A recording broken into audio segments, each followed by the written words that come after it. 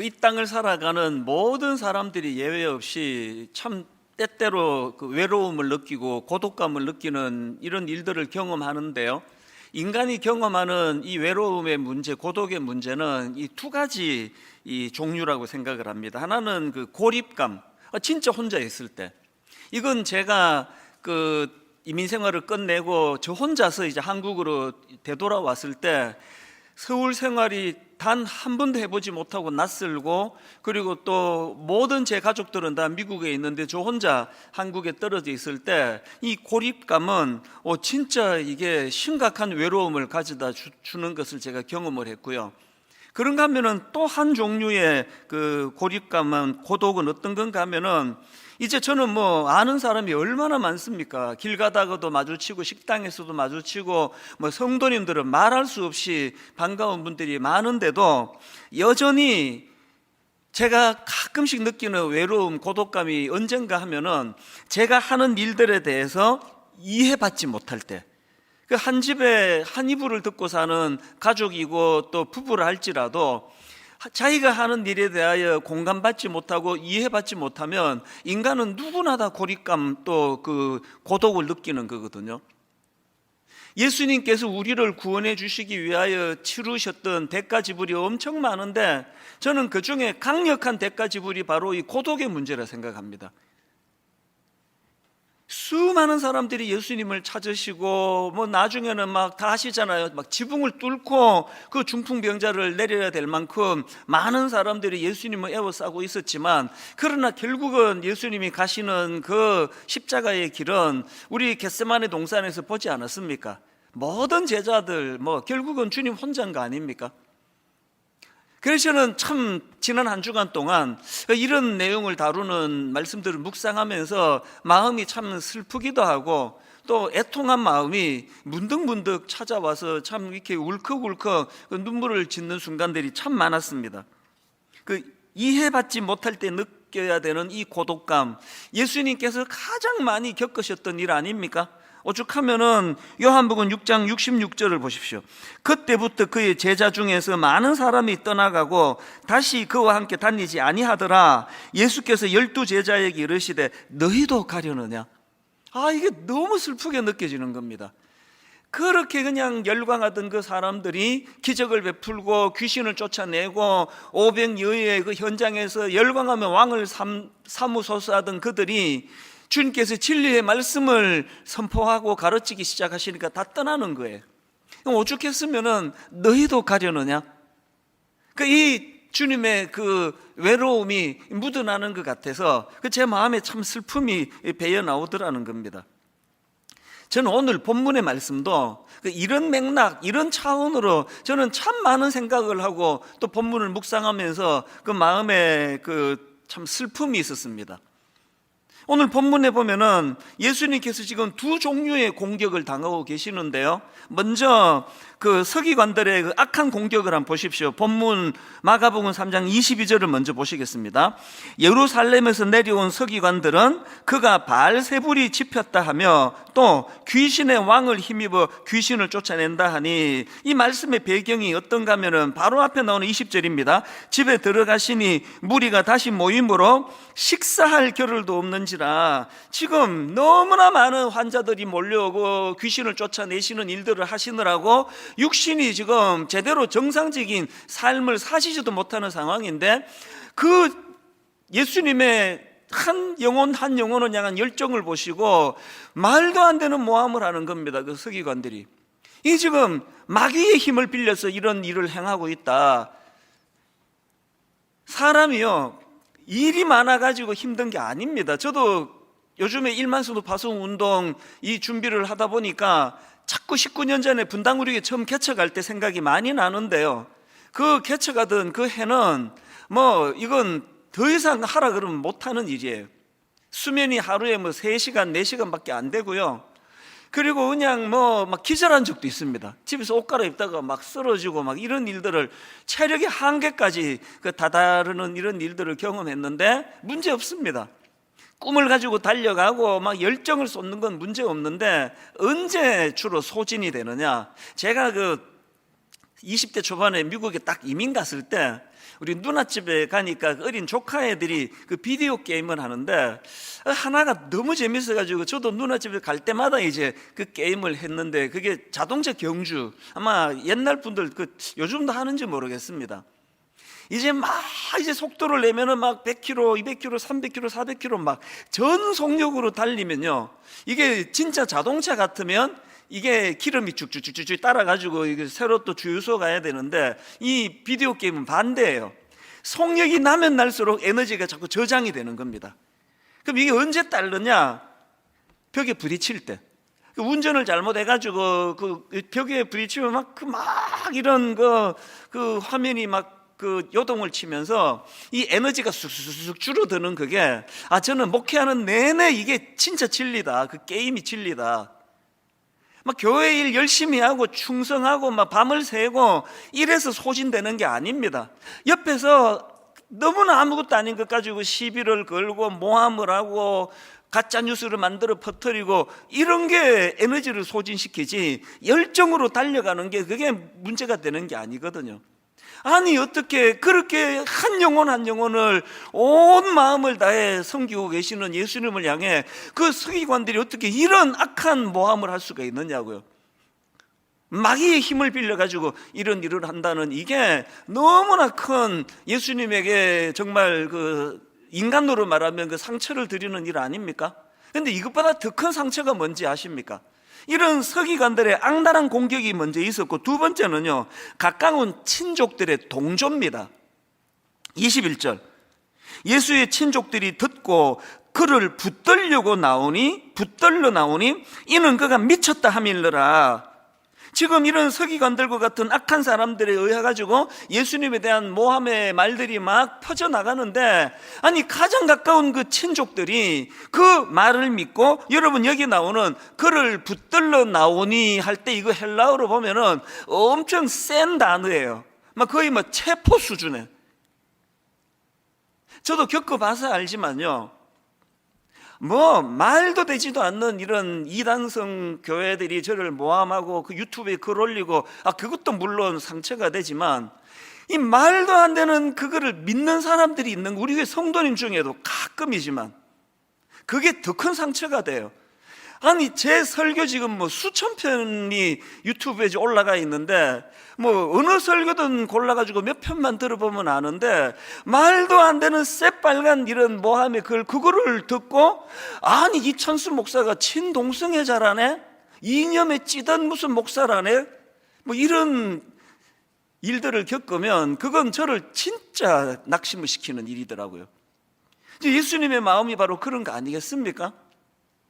그래서 제가 이 말씀을 묵상하다가 이 오늘 설교 제목을 제가 다른 길 가는 자의 외로움 이렇게 잡았는데요, 결국은 이것이 주님을 참 외롭게 만드신 일이다. 그래서 이런 생각을 하면서 본문을 쭉 묵상을 제가 해왔습니다. 그래서 저는 주님의 모습을 보면서 이런 사명자들이 반드시 치러야 될 고독, 이 외로움, 이 문제가 있다는 걸 제가 인식을 하는 겁니다. 제가 오늘 본문을 묵상하다가 예전에 들었던 설교가 불쑥 떠올랐는데요, 어느 목사님이 이제 목회를 하시는데 뭐 교회에 좀 어려움이 있었나 봅니다. 일부 중직자들이, 그리고 또 일부 성도님들이 목사님을 이제 자꾸 반대를 하고, 그래서 목사님에 대한 안 좋은 소문이 막 성도님들 사이에 자꾸 이제 오가고 이러니까 이게 너무 큰 상처가 되셨나 봐요. 그래서 이제 이 문제를 목사님이 견디지를 못해가지고 우울증이 온 겁니다. 그리고 이제 불면증이 오고, 병원에 가서 약을 먹지 않으면 안 될 만큼의 상태가 막 나빠지고, 그리고 또 공황장애 증상도 있고, 얼마나 이게 고통스러웠겠습니까?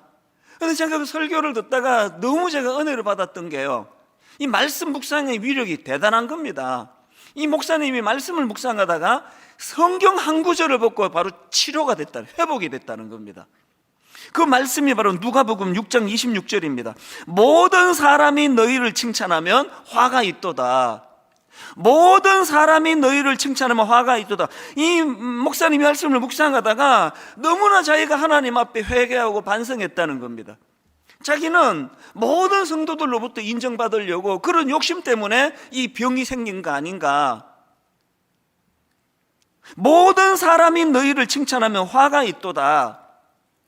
무슨 뜻입니까? 사명자들이 걸어가야 되는 길이 있는데 그 사명자들이 걸어가는 그 길은 오해와 모함으로, 그래서 군중 속의 고독, 수많은 사람들이 자기를 에워싸고 있지만, 그러나 자기가 하는 그 일을 모함하고 또 억울한 일을 경험함으로 말미암아 그 고독한 자리에 빠지는 거, 이것이 당연히 일어나는 일이라고 수용하는 거, 이게 사명자의 자세구나. 이걸 이 목사님이 깨달았다는 겁니다. 저는 오래전에 그 설교를 들으면서 너무 그게 공감이 돼서 누가복음 6장 26절 이 말씀이 저에게도 치료의 말씀이에요. 누가 모함을 하고 그 가짜 뉴스를 만들어 올리고 그래서 막 너무 억울하고 할 때마다 모든 사람이 너희를 칭찬하면 화가 있도다. 주님을 따르는 자의 대가 지불을 하나님 잘 용납하고 수용하기를 원합니다. 그래서 저는 잠도 잘 자고 밥도 잘 먹고 이렇게 여기까지 온 거 아닙니까? 여러분, 오늘 이 본문 말씀을 통해서 우리 예수님께서 우리를 구원해 주시기 위하여 주님이 다른 길 가시는 과정에서 겪어야 했던 그 배척당하시는 그 외로움, 그 고독, 이걸 주님이 감당하셨다는 사실을 우리는 늘 기억하고, 하물며 우리 같은 종이겠느냐. 우리도 주님을 따르기 위해서 이 고독하고 외로움이 찾아오면 이거 잘 가고 있구나. 반대로 막 모든 사람들에게 제가 사랑을 받으려고, 모든 사람들에게 인정을 받으려고 제가 발부둥치면 이게 지금 나한테 문제가 있구나. 이게 굉장히 저에게 좋은 지침이 됐다는 겁니다.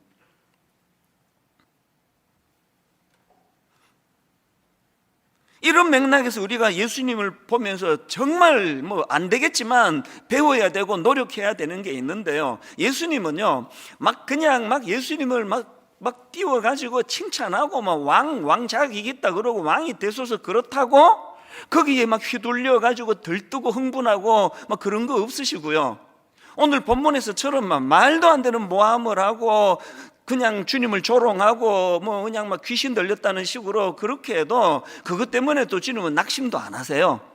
그저 차분하게 대응하는 그 오늘 본문이 저에게 너무 감동이 되는 게요, 너무너무 냉철하세요. 23절을 보세요. 본문, 예수께서 그들을 불러다가 비유로 말씀하시되 사탄이 어찌 사탄을 쫓아낼 수 있느냐. 그러면서 이제 23절에서부터 논리정연하게 침착하게 반박하는 그 모습을 보면서, 이게 내가 참 안 되는 게 이게 이런 문제다. 저는 저만 그럽니까? 누가 억울한 일 좀 당하면 우리 흥분부터 하죠. 흥분부터. 그래가지고 일을 더 힘들게 만드는 거예요. 오늘 저는 이 귀한 예배의 자리에 나오신 여러분, 제가 드릴 수 있는 축복 중에 놀라운 축복이 이거라 생각합니다.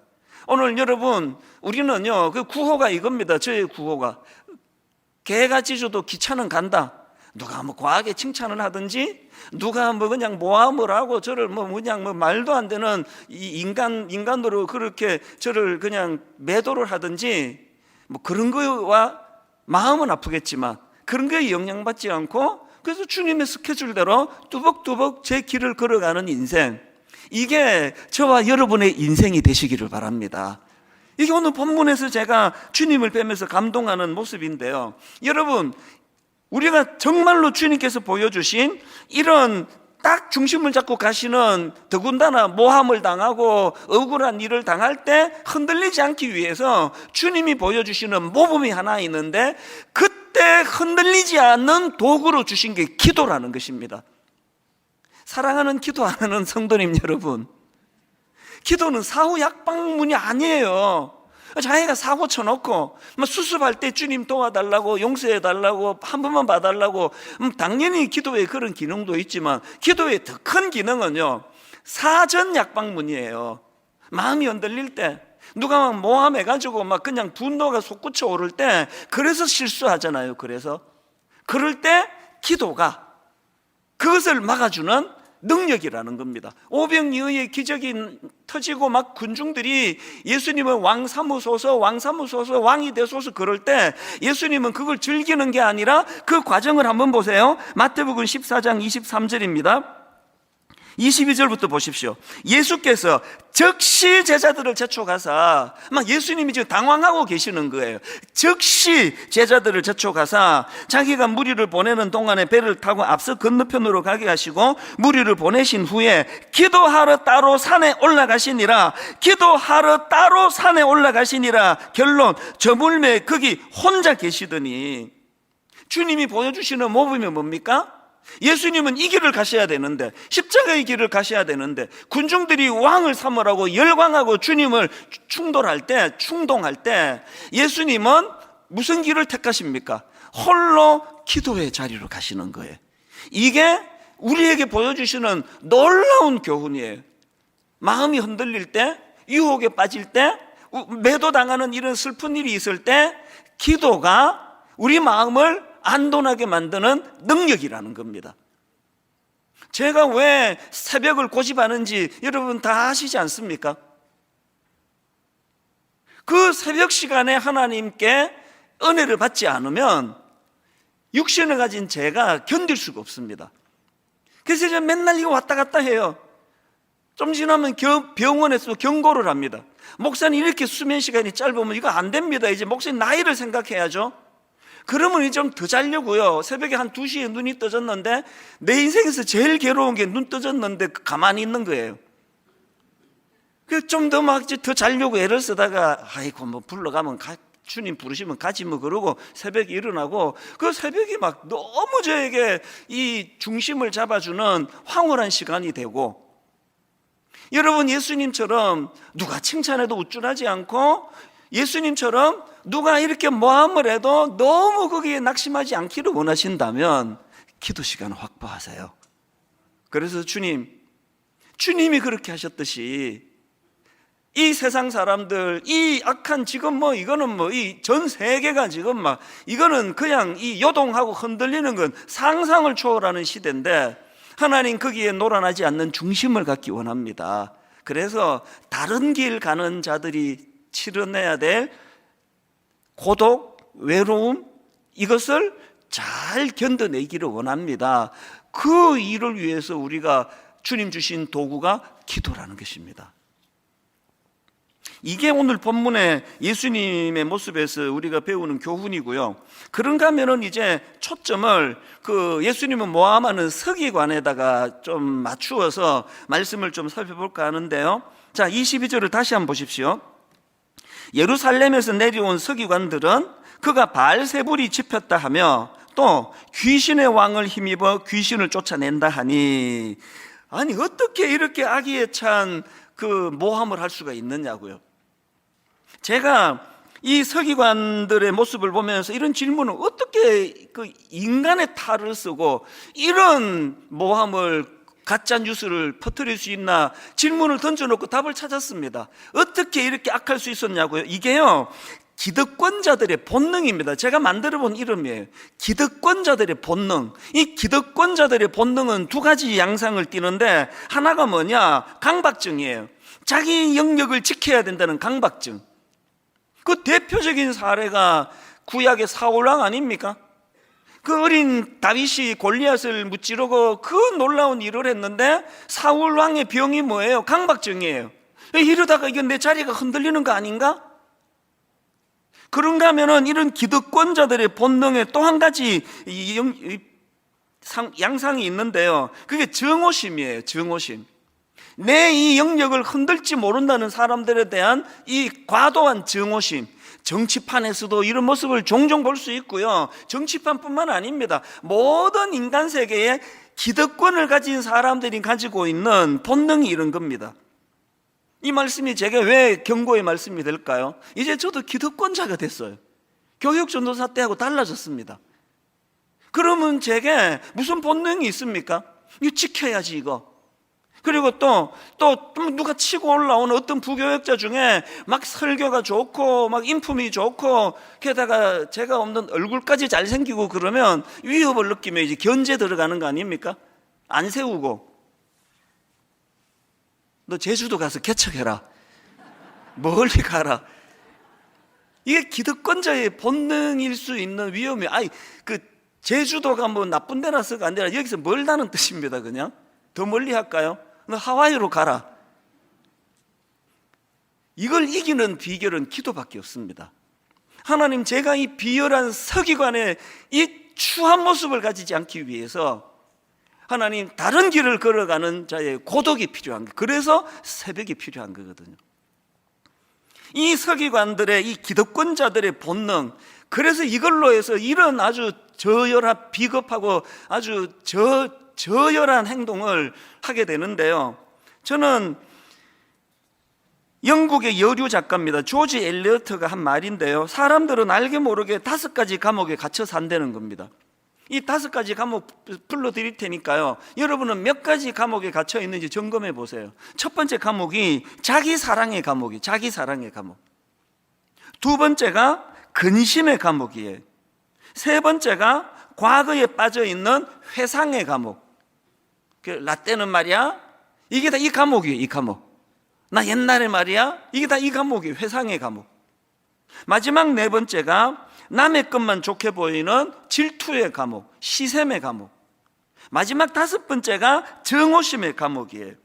여러분, 이 감옥이요, 자기 사랑의 감옥으로 시작해서 마무리가 정오심의 감옥이라는 게 너무 저는 와닿습니다. 오늘 우리 시대는 자기 사랑의 극치의 시대 아닙니까? 자기 목소리를 막 미친 듯이 내는 시대예요. 그런데요, 이게 어리석은 겁니다. 막 자기 사랑의 막 극치의 시대인데 이게 잘못된 사랑이에요. 이 자기 사랑이. 이제 우리 집 애들 보고 좀 이기적인 이런 행동을 하면은 내가 꼭 이야기를 합니다. 니는 제대로 된 자기 사랑 좀 해라. 제대로 된. 내가 보면 니는 니를 사랑하지 않아. 주님 앞에서 좀 제대로 된 사랑을 좀 해봐라. 이 서기관의 그 자기 사랑은 뭐 이거 못 말리는 거 아닙니까? 뭐 말로 다 할 수 없는 자기 사랑의 극치가 오늘, 그래서 막 속이기까지, 거짓을 가지고 퍼뜨리기까지 자기 사랑에 빠져 있는데, 이 서기관은 그 자기 사랑의 감옥에 갇히는 거예요. 모든 사람들이 오신 예수 그리스도의 능력을 보고 감격하고 감사하고 기뻐. 그 지난주 제가 설교 시간에 말씀드렸잖아요. 인간이요, 경이감을 잃어버리는 그 순간이 불행이거든요. 이게 자기 사랑의 감옥 방치했더니 맨 마지막에 무슨 감옥이라고요? 정오심의 감옥이에요. 오늘 이런 증상이 있으시면 아직 늦지 않았습니다. 돌이키셔야 돼요. 바로 이 기득권자들이 가진 이 본능에 사로잡혀 있던 서기관들이었기 때문에, 저는 오늘 이 본문을 묵상하다가 본문의 서기관들을 통해서 하나님이 주시는 2가지 경고를 발견합니다. 자, 첫 번째 경고가 뭐냐? 편견에서 나오는 제멋대로의 판단을 중지하셔야 됩니다. 다시요. 하나님이 경고를 저도 일주일 내내 받았습니다. 편견에서 나오는 제멋대로의 판단을 중지하셔야 됩니다. 이게 무슨 말이냐? 최근에 저는 그 마음이 흐르는 대로 이런 제목의 책, 이 책은 그 의사분입니다. 미국의 존스 홉킨스 대학교의 정신의학과 교수님인데요. 좀 대단한 분이에요. 이분이 이제 그 책과 관련한 인터뷰하는 걸 제가 영상으로 봤는데요. 한 대목이 너무 와닿았습니다. 이분이 뭐라고 말하는가 하니까, 이 똑똑한 의사들이 범하는 실수하기 쉬운 게 있대요. 똑똑한 의사들이 범하기 쉬운 실수가 뭐냐? 우리 다 알지만 뭐 미국 의사나 한국 의사나 뭐 의사 그러면 뭐 공부 잘하는 거에 그 선수들 아닙니까? 거의 뭐 전교권? 그리고 또 뭐 이 의사분들은요, 막 이 책을 읽으면서 가르치는 거 소화해내는 데는 막 아주 대단한 분들이래요. 당연하죠. 그래서 의사가 된 거 아닙니까? 그런데 이런 똑똑한 의사들이 가진 문제가 뭐냐 하면은요, 많은 의사들이 이제 이 자부심이 있는 거죠. 난 공부 열심히 했고 나는 이 책을 다 소화해서 내 분야에서는 나는 전문가다, 난 모르는 게 없다, 이런 생각을 갖고 있는 사람들이 범하는 실수가 뭐냐 하면은, 그리고 또 이제 환자들을 대하면은 뭐 거의 막 99.9% 대부분이 다 책에 나오는, 내가 배운 거예요. 그래서 정상을 말하면 그건 이 문제네요. 정상을 말하고 그건 저 문제네요. 다 말하는데 아주 가끔씩 자기가 책에 안 나오는, 안 배운 그런 증상을 가진 환자가 찾아온다는 거예요. 그럼 우리 같은 사람은 워낙 모르는 게 많은 사람이니까 이것도 내가 모르네? 그렇게 접근하는데, 똑똑한 의사들은 무슨 착각에 빠지느냐? 내가 모를 리가 없는데, 그래서 나도 모르는 게 있구나 이렇게 받지 않고요, 환자들한테 이렇게 말하기 쉽다는 겁니다. 내가 들어보니까 당신은 별 문제 없는데, 당신은 정상인데 너무 예민한 거 아닙니까? 문제 없습니다. 이래 버리기가 쉽다는 거예요. 여러분, 이분은 의사분이니까 지금 의사를 가지고 예를 든 거지만, 이런 이 어리석음이 의사에게만 있습니까? 교사, 저 같은 목사, 자동차 수리하시는 분, 컴퓨터 다루시는 분, 전부 다 이 정상 아닙니까? 한 며칠 전부터 막 자동차에서 비유를 듣는 겁니다. 자동차에서 막 삑삑 소리가 나고 그래가지고 이게 불안해가지고 정비소에 데려다 줄 때 어떨 때 한 번씩 막 답답해 죽을 때가 쓱 둘러보고 자기 갖고 있는 기계 몇 가지 꾹꾹 찔러보고 문제 없다는 거예요. 그러면 속 터지는 거 아닙니까? 내가 지금 문제가 있어서 왔는데, 내가 모르는 부분인 것 같은데요, 뭐 더 큰 데 가보세요, 더 잘하는 데 가보세요. 그래야 정상인 것 같은데, 이 똑똑한 정비사들이 가지기 쉬운 실수가 이런 거 아니겠습니까? 오늘 본문의 서기관들이 딱 그런 상황이라는 거예요.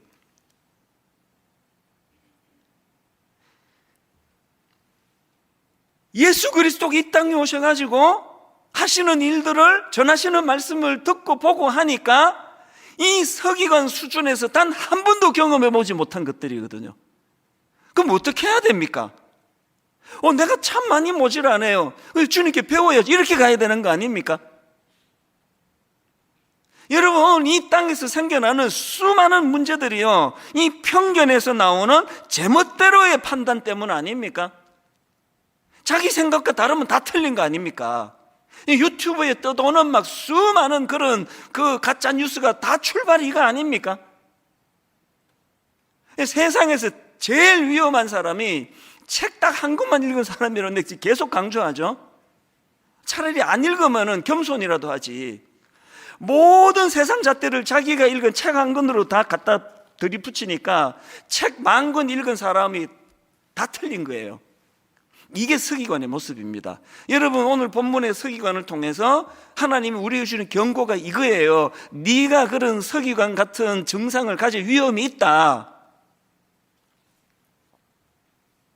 오늘 우리의 이 편견에서 나오는 제멋대로의 판단, 그래서 자기가 모르는 증상을 가진 환자가 오면 더 겸손히, 저는 의사분께서 인터뷰하면서 진아영 교수가 존스 홉킨스 의사 얘기를 하더라고요. 세계 최고의 실력을 갖춘 의사들이라고 자부하는 미국의 존스 홉킨스 의사들이요, 이 한국 교수분이 들어가 있는 그 그룹의 의사들을 보니까 종종 이런 말을 한대요.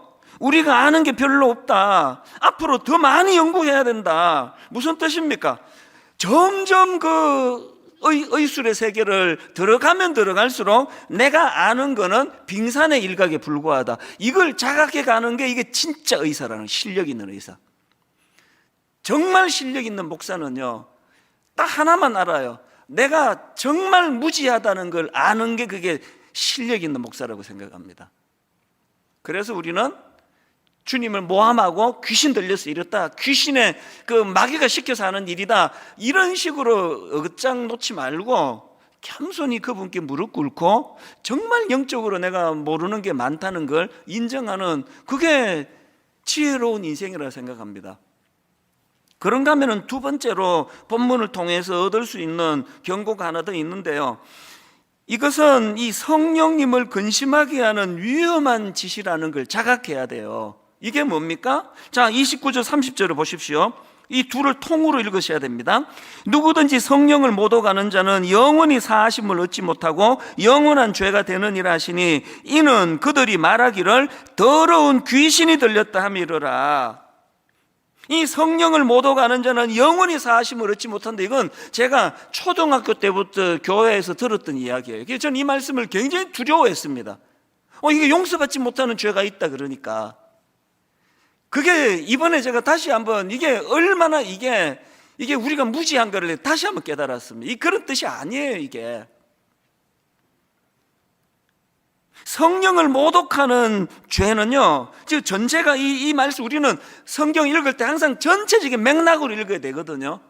이 말씀이 어디에서 나온 말씀입니까? 30절. 이는 그들이 말하기를 더러운 귀신이 들렸다 하미러라. 예수 그리스도를 모르면서 이렇게 모독하는 게 얼마나 큰 죄인지 아느냐를 경고하기 위해서 주신 말씀이에요. 그래서 그 제임스 에드워즈 교수님이 쓴 책에 보니까요, 이 부분을 어떻게 해석하느냐, 이 말씀은 그만큼 이런 문제가 심각하다, 이거 경계해야 된다, 주님에 대하여 함부로 모독하면 안 된다는 걸 경고하기 위해서 주신 말씀이라는 겁니다. 이 구절을 그렇게 정죄하는 데 쓰면 안 됩니다. 우리는 이 말씀 앞에서 무슨 두려움을 가져야 됩니까? 예수 그리스도를 알지도 못하면서 제멋대로 주님을 폄하하는 일은 이게 용서받기 어려울 정도로 무서운 죄라는 걸 항상 두려워해야 돼요. 오늘 여러분, 저와 여러분 중에서 여러분보다는 제가 더 위험해요. 알지도 못하면서 주님의 몸된 교회를 함부로 판단하고 정죄하고 비판하는 일이, 이게 어마어마하게 무서운 죄라는 걸 우리는 오늘 마음에 새겨 넣으셔야 돼요. 여러분, 담임 목사, 저는요, 막 욕해도 괜찮아요. 그 용서받을 수 없는 죄 아닙니다. 막 욕하세요, 그냥. 우리 목사는 이런 참 인물이 없으면 이런 거, 뭐 마음대로 하세요, 괜찮아요. 상처도 안 받습니다. 미국에 우리 누나들이 상처를 좀 받아요. 근데 왜 자꾸 너는 외모하고 비하하느냐고. 막 여러분 막 하세요. 막 우리 찬수 목사는 그 성격이 좀 더러워, 그거. 그 성질 진짜 급해요. 마음대로 욕하세요. 괜찮아요. 그러나 여러분, 주님의 몸된 교회에 대해서는 조심하셔야 됩니다. 진짜 조심하셔야 됩니다.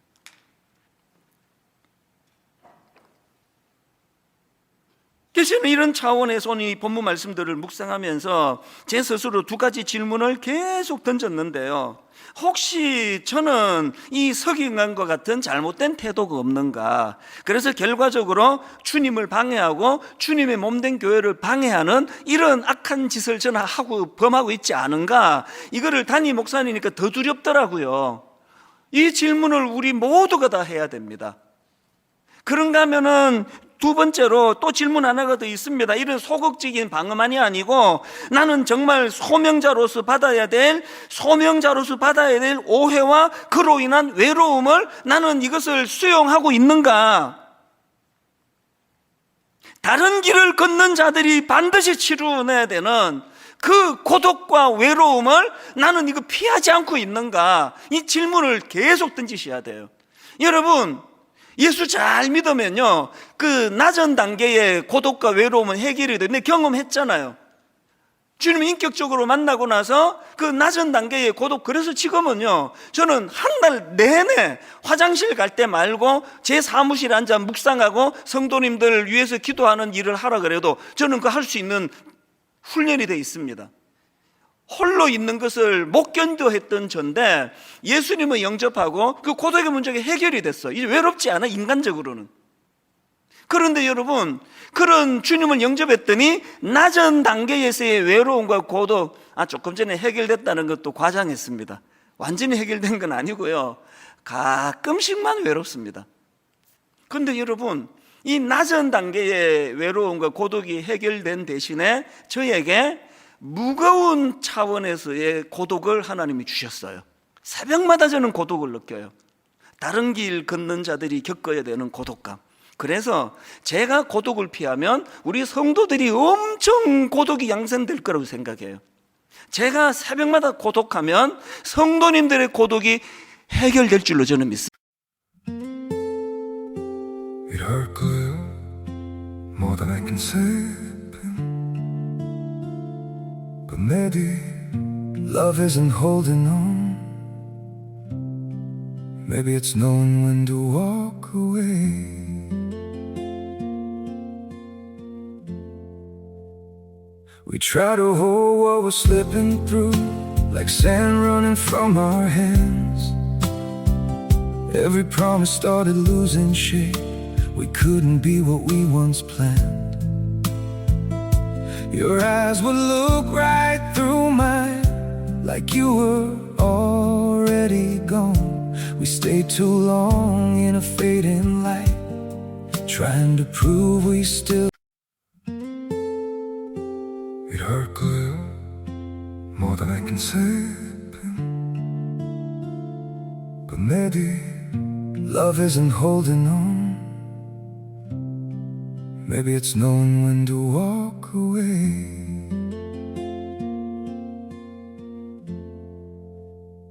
We try to hold what we're slipping through, like sand running from our hands. Every promise started losing shape. We couldn't be what we once planned. Your eyes would look right through mine, like you were already gone. We stayed too long in a fading light, trying to prove we still. It hurt good, more than I can say. But maybe love isn't holding on. Maybe it's knowing when to walk away.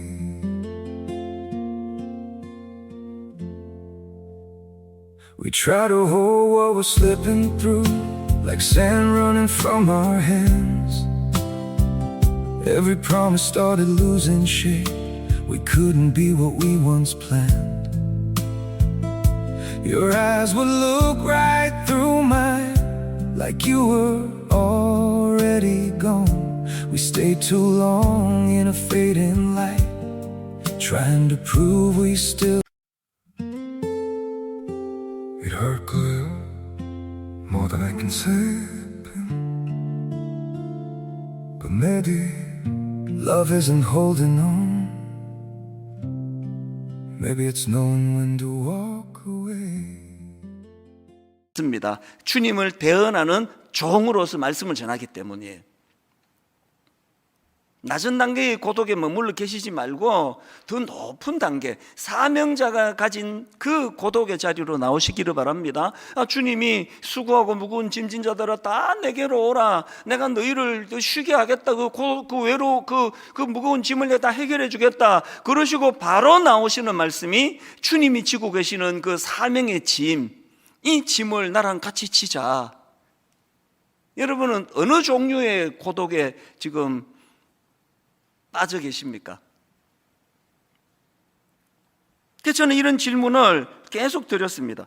이 다른 길 가는 자들이 반드시 치러야 되는 그런 외로움과 고독의 문제가 있다면 누가 이것을 외면하지 않고 피하지 않고 묵묵히 걸어갈 수 있는가? 이런 질문을 하다가 제가 지난주에 그 문화심리학 책입니다.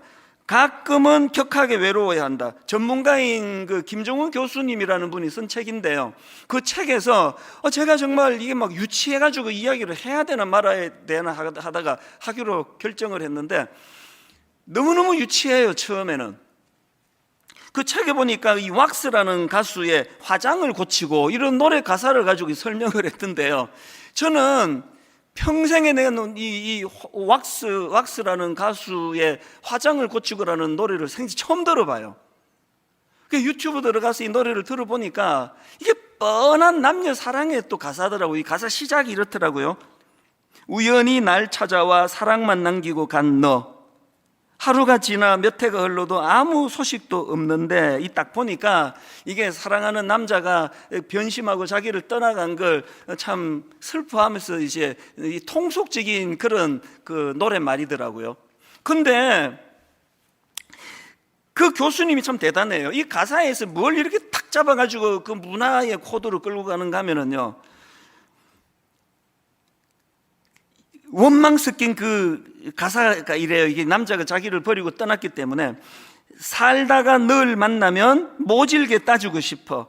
힘든 세상에 나 홀로 남겨두고 왜 연락 한번 없었냐고. 여기까지는 너무너무 당연한 통속 연애 그런 노래말인데 바로 그 다음에 이런 말이 나와요. 아무것도 난 해준 게 없어. 받기만 했을 뿐. 그래서 미안해. 나 같은 여자를 왜 사랑했는지, 왜 떠나야 했는지, 자기를 버린 그 남자에게 왜 연락 한번 없었느냐고 원망하던 이 여인이 오히려 내가 미안하다. 나는 해준 것도 없고 그저 받기만 했다. 이걸 갖고 풀어나가는데요, 제가 그 가사를 읽다가 또 노래를 듣다가 이게 막 울컥해졌습니다. 가사 중에 나 같은 여자를 왜 사랑했는지, 왜 떠나야 했는지, 근데 막 제 아내에 대한 감사가 확 밀려오는 거예요. 제 아내는 저를 사랑했을 뿐만 아니라 떠나지도 않잖아요. 그럼 너무너무 내가 고맙게 생각을 해서 마음이 뭉클하다가 싹 지나가는 오늘 본문의 말씀이 그거예요. 이 가사가요, 나 같은 여자를 왜 사랑했는지, 이게 이제 제가 한 주 내내 오늘 본문을 묵상하다 보니까 갑자기 나 같은 죄인을 주님이 왜 사랑하셨는지, 그러면서 그 주님이 저를 사랑해 주시기 위하여 대가 지불이 이런 수모와 모함과 억울한 일을 다 감수하시는 일이었다는 이 대목에 막 이제 안에 생각하고 좀 막 장난기 이러다가 갑자기 울컥해지는 거예요. 지난 한 주 내내 제가 요즘에 이제 봄이 돼가지고 또 열심히 이제 걷고 있는데요, 그러면서 이 노래를 들을 때마다 눈물이 나오는 거예요. 나 같은 죄인을 왜 사랑하셨는지. 그렇게 하고 있는데 지난 금요일 날 우리 순장반 녹화를 하는데요, 우리 담당하는 조정한 목사님이 찬양 인도를 하는데 은혜 아니면 나서지 못하네, 이 한 대목이에요. 이 뭐라고 표현해야 될까요? 저는 저런 찬양을 부르면, 은혜를 찬양하면 가슴이 뜨겁고 감사가 나오고 그래서 눈물이 나고 그랬는데 신비로운 감정을 경험했습니다. 너무 가슴이 저미어 오는 거예요.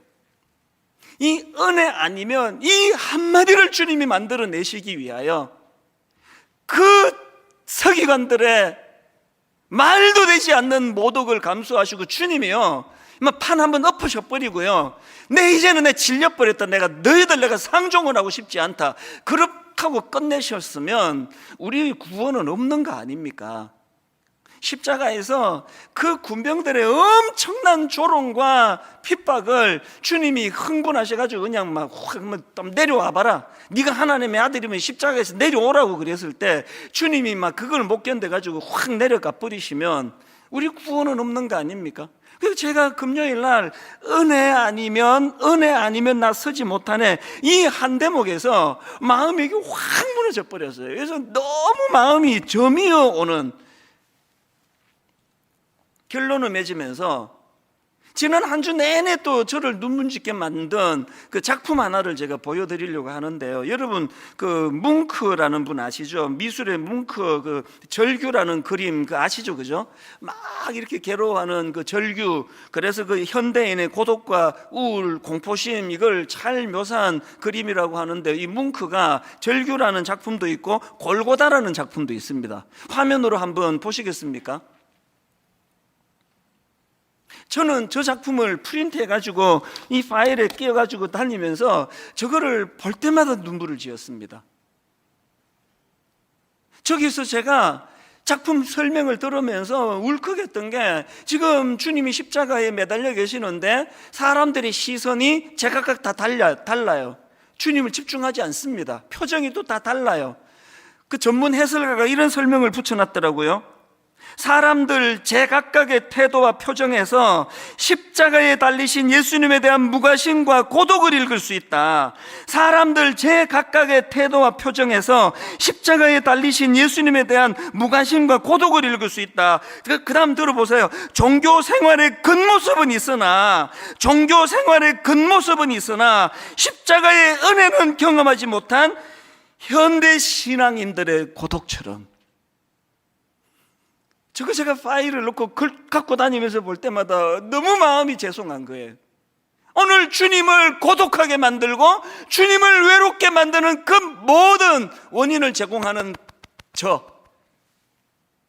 모든 신앙생활 다 한다고 떠들고 다니지만 십자가에 관심을 두지 않는 그리고 여러분, 이게 주님을 고독한 자리로 몰고 갈 수 있다는 것, 그것이 오늘 저와 여러분을 고독하게 만들 수 있다는 것.